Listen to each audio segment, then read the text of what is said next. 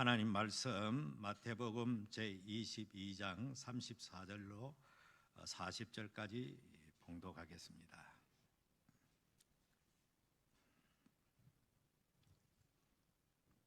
예수께서 사두개인들로 대답할 수 없게 하셨다 함을 바리새인들이 듣고 모였는데, 선생님, 율법 중에서 어느 계명이 크니까?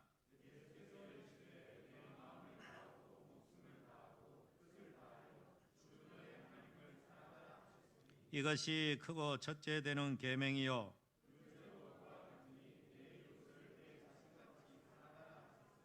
다시 봅니다. 이 두 계명이 온 율법과 선자의 강령이니라. 아멘.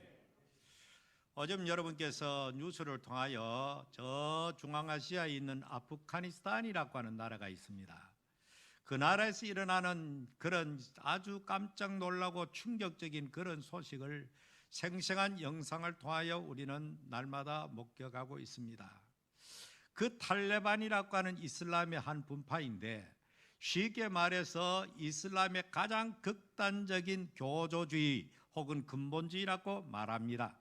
그 사람들은 나라의 법도 이슬람법을 그대로 적용하고 이슬람의 근본 정신보다는 오히려 여러 가지 시행 규칙을 만들어 가지고 사람을 갖다가 애속시키는, 상상을 초월하는 그런 어떤 집단에 의해서 나라가 지금 전복되어진 것입니다.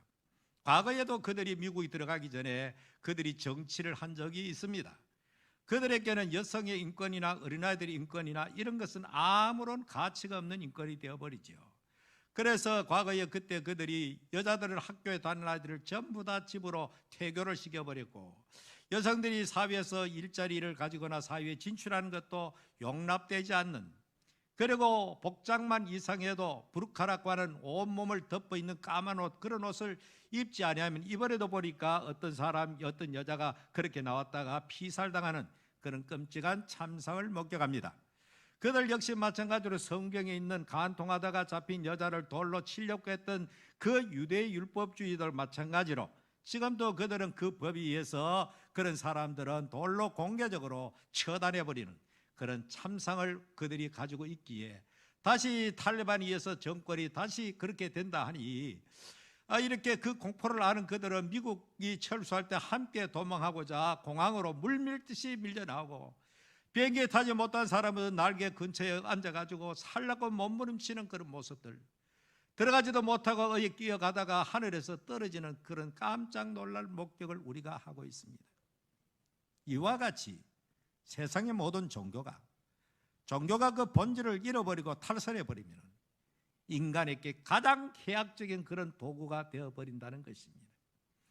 하나님의 율법을 가지고 살았던 유대인들도 예외가 아니었습니다. 하나님은 분명히 그 율법을 주실 때는 하나님을 사랑하고 이웃을 사랑하는 그 정신에 따라서 모세에게 10계명을 주시고 많은 계명을 주셨음에도 불구하고 그들은 이것이 점차적으로 인간이 중심이 되는 인본주의적인 그런 계명으로 전락되고 말았습니다. 타락한 결과입니다. 그래서 결국 인간을 애속시키고 노예로 삼고 아주 인간을 비참하게 만들어버리는 그런 결과를 초래하고 말았던 것입니다. 동서고금을 막론하고 모든 종교가 처음 시작할 때는 나름대로 인간을 위해서 한다고 하지만은 시간이 흘러가면서 그 본질에서 이탈해가지고 완전히 그 주객이 전대되어 버리는, 오늘 성경 말씀에도 예수님 당시에 그 유대인들 율법주의자들, 이런 사람들이 예수님께 와서 여러 가지 모양으로 최근에 주일마다 제가 설교를 했는데 시비를 걸었지요.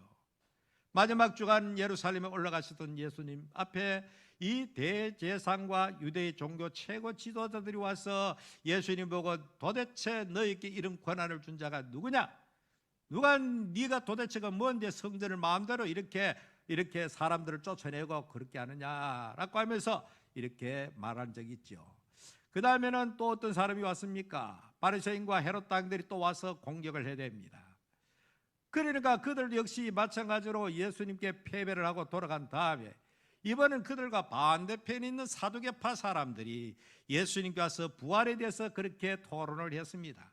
마찬가지로 예수님이 그들을 향하여 너희들이 도대체 성경을 몰라서 그런 엉터리 같은 이야기를 한다. 그들도 꼼짝없이 예수님께 패배를 하고 돌아갔습니다. 자, 이번엔 또다시 바리새파 사람들이 모였습니다. 야, 이거 봐라. 대제사장 가도 안 되고, 바리새인들 우리가 헤롯 땅가 가서도 안 되고, 사두개파 사람 가도 저 예수를 못 꺾었다. 그런데 우리는 다 율법을 정통하고 율법을 해석하는 권위는 율법사들이 있지 않느냐. 그래서 바리새파 사람 중에서 율법사가 예수님께 찾아옵니다. 이 율법사는 다름 아니라 율법을 해석하고 율법을 가르치고 그 가르친 율법대로 살지 못한 것을 감시하고 이런 사람들이 바로 율법사 혹은 교법사 혹은 서기관이라고 지칭된 바리새파에 속한 사람들이 그들이었습니다. 그들은 율법에 관한 그들이 최고라고 자부하는 사람들이었지요. 그런데 오늘 이 성경 말씀에 보니까 예수께서 사두개인들로 대답할 수 없게 하셨다 함을 바리새인들이 듣고 모였다.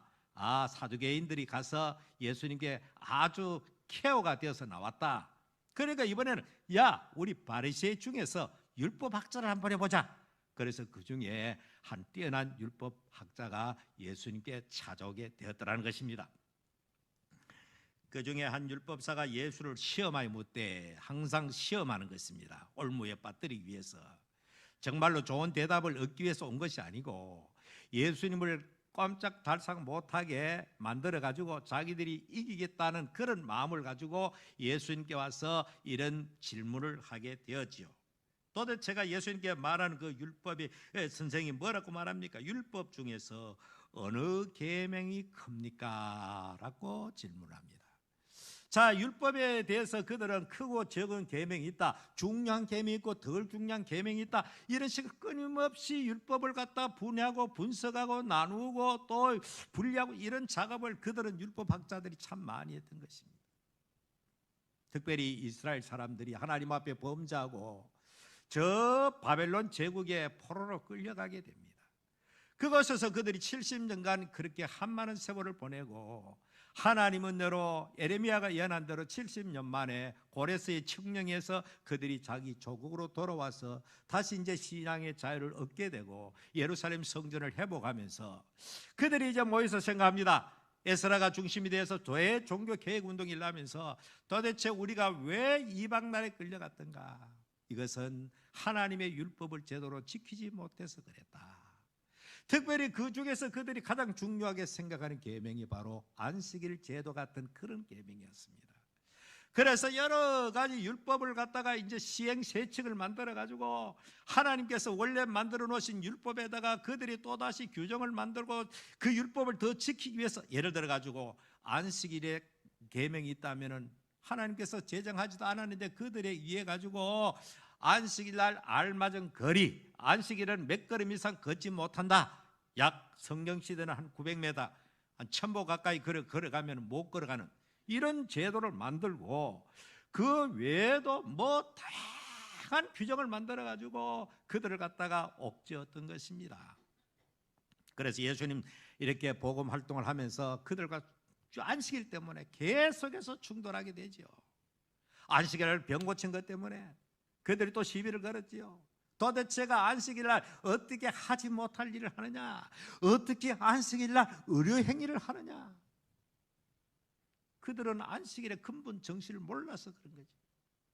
그래서 너희들이 안식일날 생명을 구하는 것과 생명을 잃는 것이 어느 것이 중요한가? 하나님이 안식일에도 일하니까 이런 일은 안식일에도 마땅히 해야 되는 것이다. 생명을 구하는 이 일이야말로 안식일에 해야 될 가장 소중한 가치가 아니냐. 너희들은 율법을 잘못 오용하고 잘못 해석해서 사람들을 갖다 율법의 종이 되게 만드는구나. 그러면 예수님께서 그 유명한 말씀을 합니다. 너희들이 안식일 하는데 안식일이 무엇이냐? 안식일은 사람을 위해서 만들어서 사람을 위해서 만든 것이 사람이 안식일을 위해서 존재하지 않아라고 엄청난 말씀을 한 것입니다. 당시 유대인들은 오히려 사람이 안식일을 위해서 존재하는 것처럼 안식일에 종노하는 그런 이상한 풍조가 만연했던 것입니다. 그들의 잘못을 예수님께서 지적하셨지요. 한 번은 저 길을 가다가 제자들이 시장에서 배가 고프니까 이래 밭에 들어가서 이제 이 미리삭을 잘라 먹었어요. 그러니까 또다시 시비를 걸어옵니다. 너희들이 안식일날 어떻게 그런 일을 할 수 있느냐? 유대인들은 길 가다가 밀밭에 들어가서 손으로 잘라가지고 비벼가지고 먹는 건 허용됩니다. 다만 남의 밭에 들어가서 낫을 대가지고 비는 것은 율법에 금하는 것입니다. 그런데 문제는 예수님 제자들이 그때 밀밭에 들어가서 그냥 손으로 잘라 먹는 그것을 가지고 그들은 안식일을 범했다. 그건 무슨 규정이냐? 너희들이 안식일에 추수를 하고 탈곡을 했다가는 상상할 수 없는 것을 갖다 그렇게 확대 해석해가지고, 단순히 잘라는 건 추수고 비비대는 거는 정미까지 했다는 거예요. 정미. 이렇게 해가지고 사람을 갖다가 들들 뽑고 사람을 꼼짝달싹 못하게 만드는, 기계적으로 사람을 안식일을 노예화시켰던 것입니다. 이것은 옛날 예수님 당시 유대인들뿐만 아니고 종교가 타락하고 잘못되어 버리면은, 변질되어 버리면은 언제나 근본 정신에서 이탈해 버리면 이런 결과가 초래하더라는 것입니다. 지금도 2000년 세월 속에서 수많은 기독교의 많은 그런 교리와 이런 신학과 이런 것이 나왔지만은 수시로 이 기독교가 말씀에서 이탈해 버리고 율법의 근본 정신, 복음의 근본 정신, 예수님의 근본 정신을 이탈해 버리고 계속해서 인간을 위하는 종교로 전락하고 말았다는 사실입니다. 사람들은 대체로 처음에는 뭐든지 그렇습니다. 처음에 시작할 때는 크게 맹모르기 시작하다가 얼마 안 가지 변질돼가 이상한, 원래 그 계획과는 전혀 상관없는 이상한 것으로 변질돼가는 그런 경우가 참 많은 것을 우리는 세상에서 삶을 통해, 경험을 통해 잘 알 수가 있습니다. 그래서 예수님께 나와서 그들이 도대체가 율법이 어느 것이 크냐 묻는 것 자체도 틀려 먹었지요. 아니, 하나님의 계명이, 하나님의 말씀이 더 중요하고 덜 중요한 게 어디 있겠습니까? 그 묻는 질문 자체가 그들이 잘못되었다는 거지. 그래도 예수님께서 그런 질문을 하니까 예수님께서 답변을 하시는데 뭐라고 답변을 했습니까? 오늘 이 성경 말씀에 보니까 예수께서 이러시되 네 마음을 다하고 목숨을 다하고 뜻을 다하여 주 너희 하나님을 사랑하라. 이것은 구약 성경 신명기 6장 5절에 있는 말씀을 예수님이 인용해서 그들에게 답변해 주신 것입니다. 이것이 제일 큰 계명이다. 네 마음과 뜻과 모든 것을 다해서 하나님을 사랑하는 것, 이 사랑이 하나님을 사랑하는 것이다. 그리고는 예수님께서는 그 다음에 말합니다. 둘째도 그와 같으니 네 이웃을 네 자신같이 사랑하라. 이 두 계명이 온 율법과 선지자의 강령이다. 쉽게 말하면 신구약 성경 전체를 요약하고 엑기스를 짜고 짜면은 바로 하나님 사랑하고 이웃을 내 몸과 사랑, 이 두 가지로 딱 쪼르면 그렇게 된다는 말씀을 예수님께서 하신 것입니다. 그런데 율법학자 듣기에는 충격적인 거죠. 그들은 뭐 예를 들어 사랑하지 말라 이런 큰 거, 혹은 우상 숭배하지 말라 이런 거, 이런 것이 제일 큰 계명이다고 예수님께서 말씀하신 줄 알았는데 뜻밖에도 하나님 사랑하고 네 이웃을 네 몸같이 사랑하는 거, 이것이 제일 큰 계명이야. 그리고 이 두 계명은 따로따로가 아니고 이 두 계명조차도 똑같은 거야. 같이 중요한 것이야. 이 모든 것이 바로 신구약 성경의 전체라고 주님께서 말씀하셨습니다. 그러면 도대체가 하나님을 사랑하라고 하셨는데 하나님 사랑하는 것이 무엇일까요? 우리가 인간이 어떻게 하나님을 사랑합니까? 우리가 하나님 사랑하는데 하나님, 보이지 않는 하나님을 어떻게 사랑합니까? 보이지 않는 부모조차도 제대로 사랑하지 못하는데, 그럼 그렇지 않습니까? 안 보이는 하나님을 내가 어떻게 사랑하느냐? 어떻게 사랑합니까? 성경에는 이렇게 말씀하고 있습니다. 성경 요한일서 보면은 이런 유명한 말씀이 나옵니다. 요한일서 4장 10절 그 주변에 있는 말씀을 한번 보겠습니다. 요한일서를 다 찾아서 띄울 수 있으면 띄워주시고,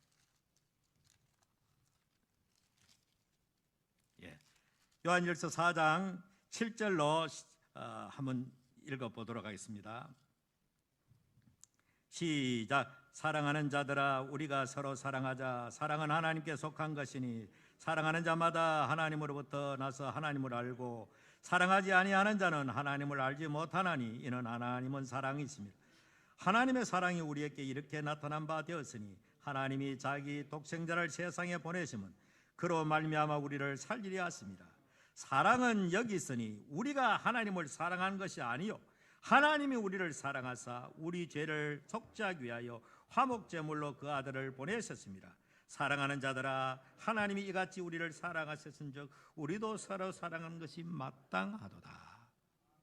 자, 여기에서 말씀하는 것이 너희가 하나님을 사랑하는 것이 아니고 하나님이 너희를 먼저 사랑하셨다. 하나님의 사랑의 가장 절정의 표현이 무엇이냐? 하나님의 아들 독생자 예수님이 육신으로 이 세상에 오셔가지고 바로 가치도 없는 죄 많은 너희들을 위해서 갈보리 언덕에서 피 흘러 죽게 하신 것이야. 예수님이 누구십니까? 예수님이 하나님 자신 아닙니까? 내가 너희들을 위해서 먼저 내가 내 생명을 너희들을 주어서, 그러니까 오늘 우리가 하나님을 사랑하는 사람은 아무나 하나님을 사랑할 수가 없습니다. 교회에 나온다고 다 하나님을 사랑할 수가 없습니다. 진실로 십자가의 그 의미를 제대로 아는 사람, 하나님의 사랑을 가슴 깊이 체험한 사람, 십자가에서 피 흘리신 하나님의 사랑, 우리 죄를 구원하기 위해서 피를 철철 흘린 십자가 갈보리 언덕의 그 현장을 목격하시고도 하나님은 외면했던 그 엄청난 사랑, 엘리엘리 사박다니 하나님 어째 나를 버리시나이까 절규하는 그 아들을 조차도 아무 응답 없이 하늘은 묵묵보다 캄캄함이 믿던 하나님이 우리를 사랑하는 그 처절한 그 사랑, 오늘 기독교의 생명과 핵심은 바로 십자가의 사랑이 있는 것입니다. 이 놀라운 사랑이 우리 가슴 속에 있을 때만이, 이 사랑을 가슴 속 깊이 깨닫고 체험한 사람만이 하나님을 사랑할 수가 있게 되는 것입니다. 이 사랑 경험 없이, 이 사랑 체험 없이 어떻게 사람이 하나님을 사랑한단 말입니까? 이 은혜를 경험 없이, 체험 없이, 이 은혜의 놀라운 사랑을 경험함 없이 어떻게 하나님을 사랑한다고요? 그거는 연극이요 쇼에 불과하고 종교 놀이에 불과한 것입니다. 오늘 우리의 신앙이 자꾸 무력해지는 가장 큰 이유가 십자가의 사랑에서 자꾸 멀어지기 때문입니다. 날마다 우리는 정말로 주님의 십자가 붙들고 하나님 우리를 사랑하시는 엄청나고도 놀라운 구속의 사랑으로 날마다 가슴에 점화시키면서 그 사랑 속에 있을 때만이 우리가 진실로 하나님을 사랑할 수가 있게 되는 것입니다. 여러분 다 이 사랑에 충만해서, 이 사랑에 감격하여 하나님을 사랑하는 여러분 되시기를 바랍니다. 그리고 이렇게 또 말씀하죠. 또 한 가지 하나님을 사랑하는 법이 역시 마찬가지로 요한일서 5장 3절에 보면은 이렇게 말씀하고 있습니다. 요한일서 5장 3절 바로 옆에 있으니까 또다시 한번 읽어봅니다. 시작. 하나님을 사랑하는 것은 이것이니 우리가 그의 계명들을 지키는 것이라. 그의 계명들은 무거운 것이 아니로다. 하나님을 사랑하는 것은 다름 아니라 하나님의 계명을 지키는 것이다. 그리고 이 계명은 결단코 무거운 것이 아니다. 여러분, 부모가 자식을 낳아 사랑을 이렇게 키울 때에 사랑이 전제되지 않고 어떻게 그 핏덩이 같은 아이를 똥오줌 가리면서 아이를 길러내겠습니까? 바로 나와 똑같은 생명, 내 생명이기 때문에, 내 생명보다 더 소중하기 때문에 오만 가지 수고를 아끼지 않고 그 생명을 갖다가 양육하는 것입니다. 사랑입니다. 사랑으로 양육되는 거예요. 우유와 저절로 양육되는 것이 아니고 부모님의 한없는 사랑으로 그 아이가 자라나게 되는 거지. 똑같은 원리. 그리고 오늘 이 성경 말씀에 하나님을 사랑하는 것은 이것이니 그의 계명들을 지키는 것이다. 우리가 하나님을 사랑한다고 하면은 하나님의 말씀을 사랑한다는 것입니다. 그런데 놀랍게도 이 계명은 무거운 것이 아니다. 우리가 하나님을 사랑한다고 하면 하나님을 위해서 헌신하고 수고하고 무거운 짐이 되지 않는 것입니다. 사랑 없이 하니까 그것이 힘들고 무겁게 되는 것입니다. 우리가 하나님의 나라 주의 교회를 위해서 헌신하고 봉사하는 것, 때로는 땀 흘림 있고 수고로 있고 있지만은 주님을 사랑하기에 그것을 무겁게 여기지 않고 주님을 위해서 헌신하게 되는 것입니다. 저는 오늘도 아까 연보 시간 이렇게 하나님 앞에 정성을 다해서 여러분이 예물을 올렸습니다. 예물을 올릴 때마다 성도들이 어떨 때는 그 헌금의 그 상황을 보면 이 어려운 때 성도들이 얼마나 힘들고 살아가는데 정말로 하나님을 사랑함이 없다면 어떻게 이런 돈을 떼어서 하나님 앞에 올 수가 있습니까? 내 자녀들 그 간식 세정도 벌벌 떠는 우리가 그걸 보면 정말로 하나님을 사랑 없이는 할 수가 없는 것을, 오늘도 사랑하는 성도들 여러분, 하나님을 사랑하기에 오늘도 주님 앞에 나와서 헌신하고 수고하고 주님 앞에 모든 것을 돌려드리는 것은 아무런 부담이 안 되고 즐거운 마음으로 할 수 있게 된 거 하나님을 사랑하는 결과인 줄 믿으시기 바랍니다. 이 놀라운 사랑이 여러분의 마음을 날마다 주장하사 주님 나라를 위해서 헌신하는 것이 기쁨으로 즐거움으로 할 수 있는 그런 동력을 삼는 여러분 되시기를 바랍니다. 그리고 히브리서 11장 6절 말씀을 보면 이런 말씀이 나옵니다. 그 유명한 말씀이죠. 다시 봅니다. 시작. 믿음이 없이는 하나님을 기쁘게 하지 못하나니. 하나님을 사랑하는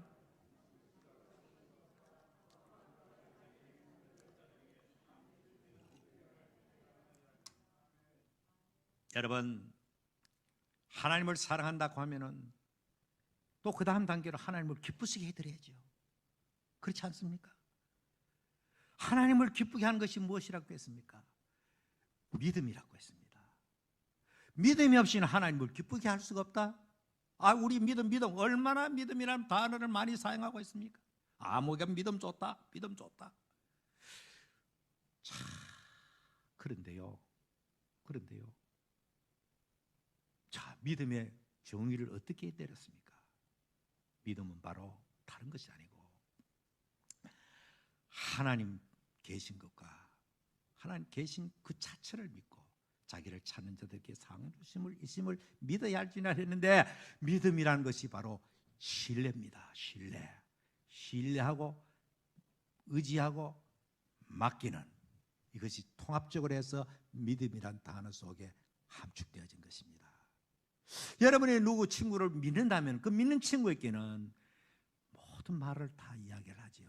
물론 사람이기 때문에 그 했는 말에 배신당하고 어려움을 처하는 그런 경우도 많지만 사실 우리가 마음 놓고 믿고 내 모든 말을 다 할 수 있는 친구는 세상에 그렇게 많지 않은 것 같아요. 왜? 사람의 한계 때문에. 그러나 우리의 위해서 생명까지 주신 주님은 우리가 온전히 믿고 신뢰하고 의지하고 맡길 수 있는 주님인 것입니다. 오늘 우리가 믿음 하면서 실제 생활 속에서는 의지하지 못하고 맡기지 못하는 일들이 너무나 많은 것을 우리 스스로가 잘 압니다. 저 역시 한계를 가진 인간이기 때문에 강단에서 목사로서 말씀을 전할 때는 정말로 이 말씀이 생생히 믿어지고 그렇게 외치지만 삶의 현장에 나갈 때는 때때로 육신이 연약하여 정말로 하나님 앞에 든든히 서지 못하고 맡기지 못하고 의지하지 못하고 연요와 근심에 사로잡힐 때가 더러더러 없잖아 있는 것을 고백합니다. 온전히 믿는다는 것을 바로 의지하고 맡기는 것입니다. 여러분, 우리 인생의 모든 것을 다 맡기고 의지하는 그런 주님이 되시기를 바랍니다. 하나님 그렇게 맡겨줄 때, 믿어줄 때, 여러분도 친구들 여러분을 믿어줄 때 얼마나 기분이 좋습니까? 신뢰하지 못하고 믿지 못하고 그런 사람은 절대로 가까워질 수가 없지요. 우리 하나님은 여러분을 온전히 맡기고 마치 젖된 아이가 어머니 품에 있는 것 같이 전부 다 맡기고, 아까 제가 기원 기도할 때 그렇게 봉독했습니다만 젖된 아이가 어머니 품에 있음 같이 오늘도 하나님 앞에 젖된 아이가 어머니 품에 모든 것을 맡기고 있듯이 비록 세상이 힘들고 그럴지라도 우리는 하나님께 맡기면은, 의지하면은 그 자체가 하나님을 사랑하는 결과이고 하나님 너무너무 좋아하는 것이, 그것이 하나님을 기쁘게 하는 것이라고 했습니다. 힘들고 그럴 때마다 하나님께 나가서 하나님께 믿고 맡기고 의지하고 그 자체를 하나님 귀찮아하지 않습니다. 사람은 똑같은 부탁을 계속하면 짜증내고 부탁하면 싫어합니다. 처음에는 한두 번 들어주지만 그러나 우리 하나님은 후히 주시고 꾸짖지 하시는 하나님 앞에 너의 모든 것을 맡기라고 하시는 말씀대로 오늘도 우리는 나의 모든 것을 다, 내 인생 전부를, 내 장래를 전부 다 믿고 내 생명 사후의 문제까지 우리가 주님께 맡기고 사는 우리들 아닙니까? 이런 믿고 맡기고 의지하는 그런 진정한 믿음의 사람, 그렇게 함으로 하나님을 기쁘게 하는 여러분 되시기를 주의 이름으로 축원합니다. 그리고 두 번째는 바로 똑같은 의미에서 예수님께서 둘째도 그와 같으니라는 말은 앞에 있는 말씀과 같은 비중으로 말씀하신 것입니다. 하나님에 대한 계명이 더 중요하고 사람의 계명은 더 중요하다, 그런 말씀이 아니고 하나님을 사랑한다고 하면 둘째 계명도 자연적으로 같이 함께 간다는 이야기입니다. 또다시 우리가 이 요한일서 4장 10절을 우리가 다 같이 한번 보겠습니다. 요한일서 4장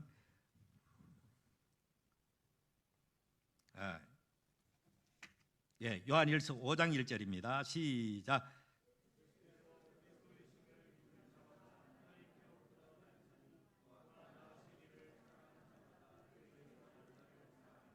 자, 예수께서 그리스도이심을 믿는 자마다 하나님께로부터 난 자니. 자, 여기서 하나님께로 난 자, 하나님으로부터 출생한 자, 하나님께로 태어난 자, 이거 중생이란 말이죠. 이 거듭남, 이것은 어떤 사람이냐? 예수가 그리스도이심을 믿는 자. 예수님이 나의 죄를 대속해서 십자가에서 피 흘려 죽으셨다.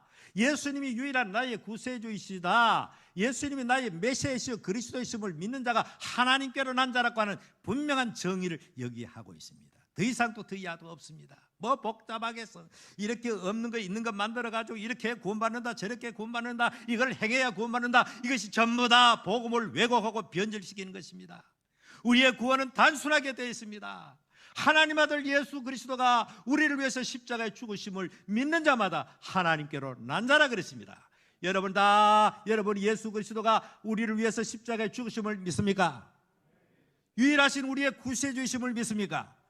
그렇다면 여러분은 전부 다 하나님의 자녀가 되어진 것입니다. 여기는 더 이상 토를 달 아무것도 없습니다. 그럼에도 불구하고 인터넷 속에 유튜브 보면은 비복음적인 그런 이상한 이단 사설들이 너무나 난무하고 있습니다. 뭐를 해야 구원받는다, 어디가 뭘 해야 구원받는다. 그는 다시 율법으로 돌아가는 것이요, 다시 예수의 십자가를 모욕하는 행위입니다. 우리의 죄 때문에 예수님 십자가에 달려 돌아가시는데 내만 믿고 내만 나오면 더 죄를 용서해 주려고 하나님이 약속했는데 뭘 사람이 또 만들어가 이걸 해야 된다, 저걸 해야 된다. 오늘 또 끊임없이 탈레반 같은 기독교가 또다시 이 세상에 나오게 되는 것입니다. 그래서 이 성경 말씀에 분명히 하나님께로 난 자니 또한 나으신 이를 사랑하는 자, 다시 말하면 예수 그리스도로 말미암아 하나님으로부터 태어난 자, 거듭난 자는 하나님을 사랑할 수밖에 없다라고 그렇게 정의를 내리고, 자기가 하나님을 사랑하는 마찬가지로 또다시 다른 하나님께로 난 다른 사람들도 역시 사랑하게 되어 있다는 것입니다. 그러므로 함께 피를 나눈 성도끼리 사랑하지 않는다? 이것은 용납될 수가 없는 이야기입니다. 있을 수가 없는 이야기입니다. 오죽했으면 바울은 사랑장에서 너희가 천사의 말과 5만 가지 방언을 할지라도 너희 몸을 불사르게 구제하고 내어줄지라도 얼마나 대단합니까? 천사의 말을 하고 5만 가지 방언을 다 하고 몸을 불사르게 구제로 내어줄지라도 사랑이 없으면 아무것도 아니다. 우리 착각하는 경향이 있습니다. 우리가 뭔가 열심히 많이 하면 이것이 전부 다 하나님 앞에 면제되는 걸로 착각합니다. 열심히 쏟는 것입니다. 물론 열심히 있어야 되죠. 그러나 사랑이 뒷받침되지 않는 그 열심은 아무 의미가 없다는 것입니다. 그 옛날 바리새인들이 열심히 대단했습니다. 그렇지 않습니까? 아니 우리가 오늘날 이 바리새인의 열심을 따라갈 수가 있습니까? 그들은 11조를 하고 구제를 하고 금식을 하고 이것이 생활화되어 있습니다. 감히 우리는 그들을 쫓아갈 수 없는 경지에 도달한 사람들입니다. 그럼에도 불구하고 그들의 마음속에는 하나님을 사랑함도 없고 또 성도 이웃을 사랑할 마음이 전혀 없는 사람들이었습니다. 그래서 예수님께서는 그들을 향하여 이 회칠한 무덤들아, 이 독사의 자식들아, 두놈하게 책망하셨던 것입니다. 신구약 성경을 딱 하나로 두 절로 만든다면 오늘 이 본문이라는 것입니다. 어쩌면 오늘 이 본문은 신구약 성경 전체를 요약한 말씀으로 이해도 무방합니다. 오늘 우리가 아까 탈레반 이야기를 했지만 오늘도 기독교 역사 속에 잘못된 일이 얼마나 많은지 모릅니다. 중세시대 기독교를 위한답시고 성지를 탈환답시고 유럽에 있는 그런 수많은 십자가를 일으켜가지고 이 전쟁을 오랫동안 했습니다. 결국 실패로 끝나고 말았지만 그것이 그들이 하나님을 위한 일로 착각했습니다. 얼마나 타락하고 부패하고 애꿎은 생명을 많이 죽인지 알 수가 없습니다. 그것조차도 그들은 하나님을 위해서 한다고 했습니다. 최근에 와가지고 교황이 이슬람권을 향해서 공개적으로 사과를 했던 적이 있습니다. 최근에도 우리나라에 가끔 가다가 정신 나가는 잘못된 그런 기독교인들, 예를 들어 저 기도하기 좋은 절터가 있으면 예리고 작전 해가지고 그 절을 빙빙 돌면서 기도하면서 무너져라 그 기도하는, 얼마나 이것이 잘못된 그런 탈선인지도 알지 못하고 그런 것을 무슨 용감하게 잘한 것으로 생각하고, 이런 반사회적이고 비인간적인 그 모든 행위는 아무리 종교 이름으로 열심히 할지라도 하나님 앞에는 용납될 수가 없는 것입니다. 모든 구약의 가장 기본법인 10계명, 1계명부터 4계명까지는 그 결국 우상을 숭배하지 말라, 이런 안식일을 지켜라, 이 말씀도 그 하나님 사랑이라는 것입니다. 그게 네 부모를 공경하라부터 시작해서 10계명 그 전부 다 이웃을 사랑하라는 것입니다. 사랑이 있으면 살인할 수 없고, 사랑이 있으면 도적질할 수 없고, 사랑이 없으니까 그런 결과가 나타나는 것입니다. 결국 근본은 사랑이라는 것입니다. 그 사랑은 우리 인간에게 생산되고 만들어내는 것이 아니고 하나님의 성령에 의해서 그리스도의 사랑을 깨달을 때에, 아버지의 사랑을 깨달을 때에 비로소 그 사랑이 하나님을 사랑하게 되고 또 내 이웃을 내 몸같이 사랑하는 그것으로 연결되게 되어 있는 것입니다. 오늘 예수님이 이 말씀을 어떤 말씀보다도 우리는 가슴 깊이 새기면서 내 신앙생활이 이 말씀에 위반되거나 배치되고 있지 않는가? 과연 나는 이 주님의 말씀에 따라서 그렇게 신앙생활을 하고 있는가? 만일 그렇지 않다면 우리의 모든 신앙행위와 열심이 전부 다 하나님 앞에는 종교적 쇼에 불과하다는 사실을 깊이 깨닫고 오늘도 가슴 깊이 그 중심에 십자가의 사랑으로 넘치는 그런 귀한 성도가 되기를 주 이름으로 축원합니다. 살아계신 주님, 오늘 또 주님의 놀라운 사랑을 가슴 깊이 새기면서 이 사랑 전하고 이 사랑 실천하고 정말 이 땅 위에 빛과 소금의 사명을 살기를 원하는 모든 성도들에게 늘 주님의 성령이 동행하여 주시옵소서. 예수님 이름으로 기도하옵나이다.